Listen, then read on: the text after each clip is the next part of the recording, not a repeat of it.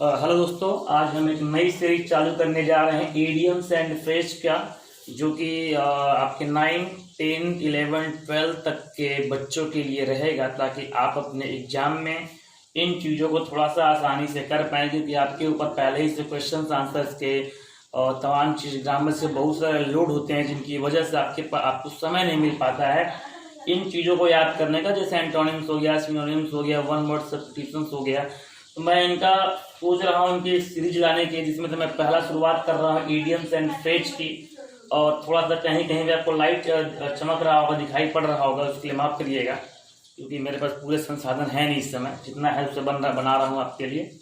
इससे आपको एक फ़ायदा ये होगा कि आप देखिए, आपको किताब आप नहीं खोलेंगे तो भी एटलीस्ट आपको इस सारी चीज़ें मैं आपकी टॉपिक कंप्लीट करा दूंगा। केवल आप मेरा 20 से 30 मिनट का वीडियो आपको एक बार देखना पड़े, एक बार देखने पर ऑलमोस्ट लगभग सारी चीज़ें याद हो जाएंगी। पहला वीडियो थोड़ा सा आपके लिए लंबा हो सकता है, क्योंकि मुझे थोड़ा सा अभी इसमें इंट्रोडक्शन देना है।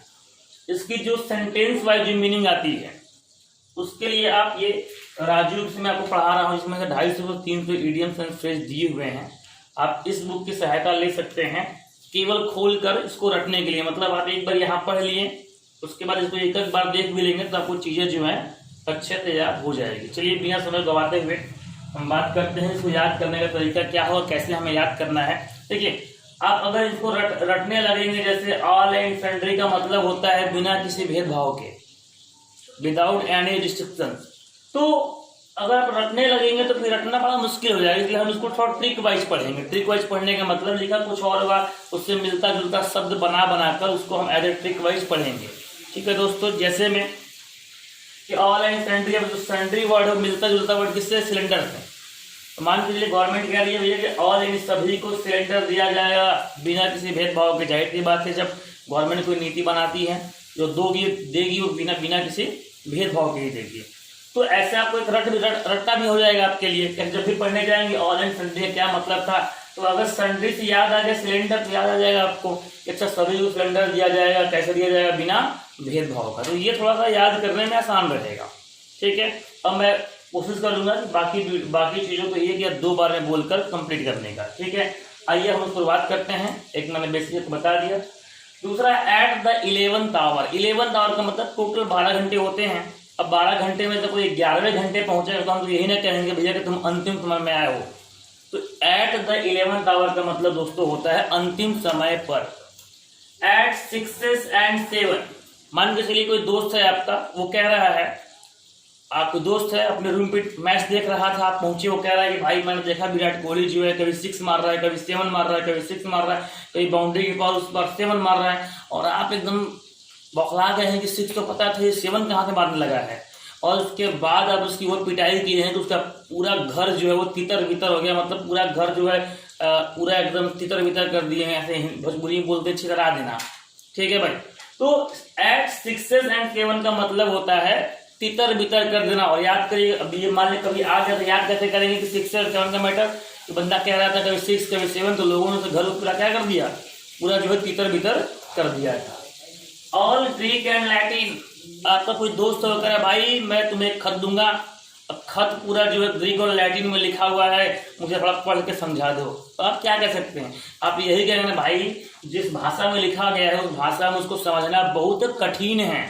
यानी ऑल ग्रीक एंड लैटिन का मतलब ही होता है जो समझने में कठिन, समझने के लिए कठिन चीजें, उसको बोलते हैं ऑल ग्रीक एंड लैटिन का मतलब समझने में कठिन। और मैडन स्पीच, स्पीच का मतलब भाषण, और मैडन का मतलब यहाँ पे मैडन स्पीच का मतलब होता है पहला भाषण। और आप जानते हैं कि भाषण देने में सबसे ज्यादा कौन है? मोदी जी हैं। और मैडन ऐसे अगर बॉलिंग की बात करें तो मैडन का मतलब होता है बिना कोई रन दिए। तो ये आप जानते हैं कि आज तक मोदी जी का कोई ऐसा भाषण नहीं हुआ जो मैडन चला गया हो। मैडन मतलब खाली चला गया हो, कोई भी आज तक उनका पहला भाषण नहीं हुआ है। तो मैडन स्पीच का मतलब क्या होता है? पहला भाषण। यानी जब कोई व्यक्ति पहली बार कोई भाषण देने जाता है तो उसको बोलते हैं पहला भाषण। ठीक है, और आप जानते हैं कि मोदी जी की कुछ स्टाइल भी है, बहुत बार सुना भी उनको बोलते हुए, मतलब मैं जरा आपसे जवाब चाहता कि क्या मेरे पहले भाषण में आपका मजा आया कि नहीं आया भाई। तो आगे देखते हैं यहाँ पे a bed of roses, a bed of roses का मतलब होता है गुलाबों का सेज, यानी कोई आसान, मतलब सोचिए कि आपकी जिंदगी क्या है, बेड है, बेड पे रोज बिछाया गया, तो इससे अच्छी जिंदगी क्या होगी, इससे आसान जिंदगी क्या होगी। तो अ बेड ऑफ रोजेस का मतलब आसान, कोई चीज आसान होना। तो कह सकते हो कि life is not a bed of roses, के जीवन इतनी आसान नहीं है। अगला an apple of discord, an apple of discord का मतलब होता है झगड़े की जड़। तो एन एप्पल ऑफ डिस्कॉर्ड का मतलब होता है झगड़े की जड़। अब इसमें बहुत खास कुछ याद करने के लिए आप ऐसे कह सकते हो कि एक एप्पल के लिए क्या हो रहा है भैया, डिस्कॉर्ड हो रहा है, झगड़ा चल रहा है। तो एन एप्पल ऑफ डिस्कॉर्ड का मतलब झगड़े का जड़।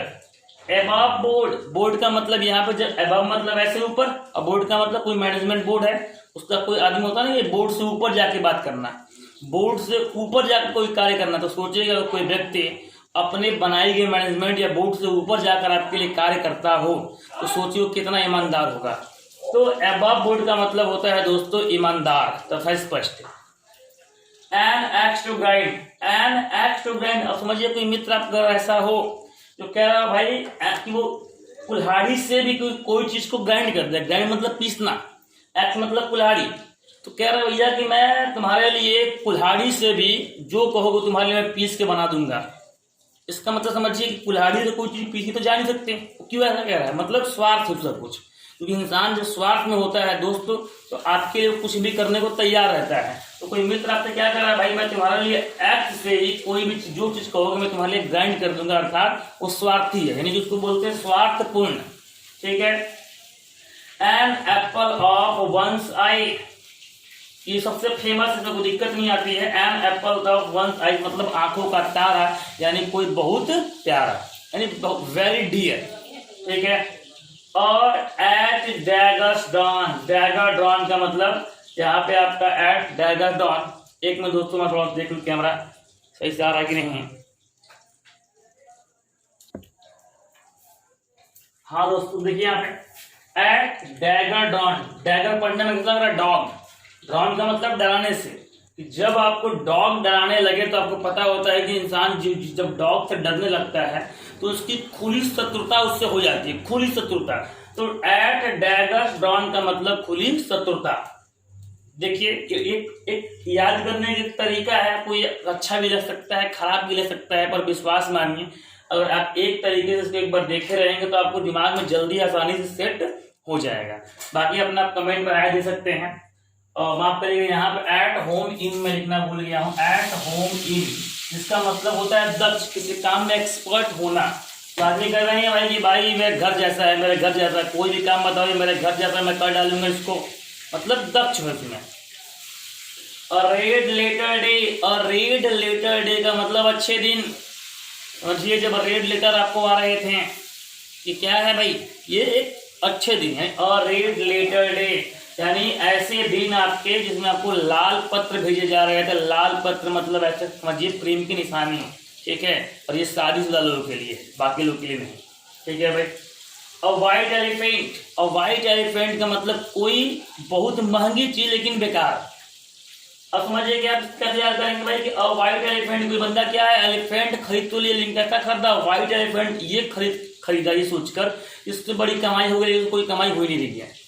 तो व्हाइट एलिफेंट का मतलब क्या हो जाएगा, कोई महंगी चीज लेकिन बेकार, बेकार की चीज है। ठीक है। और फूल पैराडाइज, फूल पैराडाइज का मतलब, पैराडाइज का मतलब ऐसे स्वर्ग समझिए, तो मूर्खों का स्वर्ग, यानी जो मूर्ख टाइप के लोग होते हैं वो बिना मतलब का कल्पनाएं कर रखते हैं। या आप ऐसे कह सकते हो कि व्यर्थ की आशाएं करना, व्यर्थ की आशाएं करना। और फूल पैराडाइज का मतलब व्यर्थ की आशाएं करना।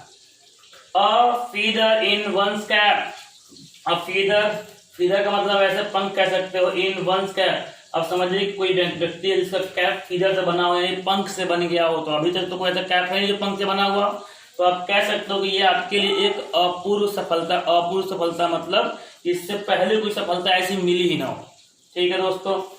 अगला है all in all, all in all का मतलब होता है सर्वे सर्वा। तो उसमें तो साफ लिखा हुआ है कि ऑल इन ऑल मतलब सर्वे सर्वा। अगला है अ मैन ऑफ लेटर। अब ऐसा कोई व्यक्ति जो दिन रात लेटर लिखता रहता है, दिन रात लेटर, इंग्लिश में स्पेनिश में, तो समझिए तो विद्वान होगा ही होगा। तो अ मैन ऑफ लेटर का मतलब विद्वान। अगला a cry in wilderness. Wilderness का मतलब उजाड़ वीरान या जंगल टाइप में। अब कोई व्यक्ति जो है जो उजाड़ वीरान में रो रहा है उसका कोई मतलब निकल कर आएगा? उसका कोई मतलब निकल कर नहीं आएगा। आप कह सकते हो एक प्रकार से कि जब आपकी बात को न सुनी जाए यानी अनसुनी कर दी जाए, जब आप ऐसे जगह अपने बात को बोल रहे हैं जिसका कोई निष्कर्ष निकलने वाला नहीं है, आपकी इन बातों को कोई सुनने वाला नहीं है। अगला है a hard nut to crack, यानी सबसे हार्ड नट का मतलब समझिए बादाम की, इतना हार्ड इसको आप चबा नहीं सकते और कोई कह रहा नहीं कि चबाओ, इसको चबाओ तुम भाई। यानी आप कह सकते हो कि a hard nut to crack यानी कि कठिन काम। कठिन काम नहीं है भाई, तुम हार्ड नट दे दो, कहो मुझे तुम चबा उसको दांत तोड़ के दिखा दो, तो क्या है? कठिन काम है। अगला है अ लॉगर हेड। अ लॉगर हेड का मतलब होता है खुली शत्रुता, ठीक है। अ लॉगर हेड का मतलब होता है दोस्तों खुली शत्रुता, ठीक है। तो आप क्या कर रहे हैं यानी कि बैड, इसको ऐसे बैड रिलेशन भी कहते हैं, ठीक है। तो लॉगर हेड यानी भाई लोग, लॉगर का मतलब ऐसे पढ़िए लोग, कि लोग जो है मेरे हेड पे मार के चले जाते हैं, लोग जो है मेरे सर पे मार के चले जाते हैं। लॉग हेड, लॉग मेरे जो सर पे मार के चले जाते हैं, इससे मैं क्या कर लेता हूँ? उनसे खुली शत्रुता कर लेता हूँ। अगला है a lion share. Lion share मतलब बहुत बड़ा भाग। यह जाहिर सी बात है कि पूरे जानवरों में सबका हिस्सा लगेगा, सबसे बड़ा हिस्सा किसका होना चाहिए? लायन का। तो लायन शेयर का मतलब होता है दोस्तों बहुत बड़ा भाग यानी बड़ा शेयर, ठीक है। अब बोन ऑफ कॉन्टेंशन, तो बोन ऑफ कॉन्टेंशन का मतलब दोस्तों झगड़े की जड़। कैसे याद करेंगे कि भैया आदमी कह रहा है भाई ये कौन टेंशन दिया मुझे, कौन टेंशन, ऐसे बोलते हैं कॉन्टेंशन। तो ऐसे पढ़िए कौन टेंशन दिया, ये बोन डालकर, ये कौन टेंशन दिया बोन डालकर मतलब झगड़े का जड़ कौन है, कौन जो है कि टेंशन दे रहा है, ये बोन डालकर मतलब अगल बगल फेंक कर इन्हें झगड़े का जड़। और स्क्वायर डील यानी कि स्क्वायर डील का मतलब होता है सत्य व्यापार यानी अच्छा, यानी कि आप कह सकते हो कि प्योर व्यापार, शुद्ध व्यापार, ठीक है। तो स्क्वायर डील, स्क्वायर का मतलब ये स्क्वायर जैसे कमरे में बैठ कर डील कर रहा है यानी शांति से डील कर रहा है, तो भाई जाहिर सी बात है अच्छा डील कर रहा है, अच्छा व्यापार करना चाहता है वो, ठीक है। ऑल ऑफ सडन भी फेमस आपका फ्रेज है, ऑल ऑफ सडन का मतलब होता है अचानक। अगला है अ ब्लैक शिप। अ ब्लैक शिप का मतलब होता है व्यर्थ का व्यक्ति। अब जाहिर सी बात है जितने भी मैक्सिमम जो शिप होते हैं वो आपके सफेद होते हैं, उनमें से एक ब्लैक शिप आ भी जाएगा तो किसी काम का नहीं रहेगा, वो बाकी लोगों की अपेक्षा किसी काम का नहीं रहेगा, व्यर्थ रहेगा। तो अ ब्लैक शिप का मतलब व्यर्थ का आदमी। अगला है अ ह्यू एंड क्राई। ह्यू को पढ़िए ह्यूज, कि बहुत ह्यूज यानी बड़े बड़े क्राई हो रहे हैं, बहुत बड़े बड़े चिल्लाहट हो रही है, मतलब शोरगुल शोर शराबा, ठीक है। अगला है अ टर्न कोट। आपने पहले देखा हुआ कोट आता था जो इधर लाल उधर रेड, आपका जब मन करे तो अपना पहन लीजिए। तो a hue and cry sorry a turncoat का मतलब अपनी बात से पलट जाना। भाई कोई कोट पहना हुआ कह रहा है भैया मैं तो लाली कोट पहनता हूँ और सामने वाले को दिखाना हुआ तो आपने पलट लिया उसको, अपनी बातों से क्या होता है? पलट जाना, ठीक। अगला है अ फेयर वेदर फ्रेंड। देखिए फेयर मतलब अच्छे, वेदर मतलब मौसम, फ्रेंड मतलब मित्र, यानी जो अच्छे मौसम के मित्र हों, यानी जो आपके अच्छे दिनों में तो मित्र होंगे लेकिन बुरे दिनों में आपके साथ नहीं देंगे। तो कैसे याद करेंगे? फेयर यानी अच्छे मौसम वाले मित्र जो केवल अच्छे मौसम में रहेंगे लेकिन बुरे मौसम में आपके साथ नहीं रहेंगे। अब कह सकते हो कि अच्छे मौसम में मित्र यानी कि अच्छे दिनों के साथ ही, आपके खुशी का दिन चल रहा था, मौज मस्ती का दिन चल रहा था, आपके साथ थे, आपके बुरे दिन स्टार्ट होंगे तो वो छोड़ जाएंगे आपको। अगला है बैग एंड बैगेज यानी बोरिया बिस्तर। किसी कह रहा है भैया कि बोरिया बिस्तर लेके निकलो मतलब हमेशा के लिए निकलो, तो बैग एंड बैगेज का मतलब होता है हमेशा के लिए, फॉरएवर। तो बैग एंड बैगेज का मतलब हमेशा के लिए होता है फॉरएवर। और इस तरीके से दोस्तों मैंने देखिए, मैं आज जानता हूं कि लोग जो है कि वीडियो को बहुत लंबा देखना पसंद नहीं करते, इसीलिए मुझे थोड़े से शॉर्ट टाइम में इसको बनाना पड़ा। अगर आपको ये वीडियो अच्छी लगती है तो आप मुझे कमेंट करेंगे, कमेंट करके बताएंगे कि नहीं किस तरह मुझे थोड़ा सा मुझे जो है कि थोड़ा सा ये हेल्पफुल हुआ है, तो मैं इसको अगली बार थोड़ा सा और अच्छे से बनाने की कोशिश करूँगा, क्योंकि मेरा पहला प्रयास पर विश्वास मानिए। अगर आपका कमेंट आता है तो इस सीरीज को मैं कंप्लीट भी कराऊंगा और बहुत अच्छे ट्रिक के साथ। आज मैं वीडियो थोड़ा सा हो सकता है उतने अच्छे लेवल का ना बना पाया हूँ, क्यों?